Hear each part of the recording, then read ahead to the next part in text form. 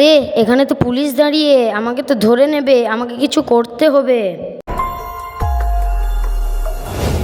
ব্যাপার, হাবলদারটা এখন আমার পানি আনছে না কেন? আমার তো গলা শুকিয়ে যাচ্ছে। আরে বাবু, জি স্যার, বলুন। বাবু আমার গলা পুরো শুকিয়ে যাচ্ছে, আমাকে একটু পানি দেবে? কেনে দেবো না স্যার, এই লেন।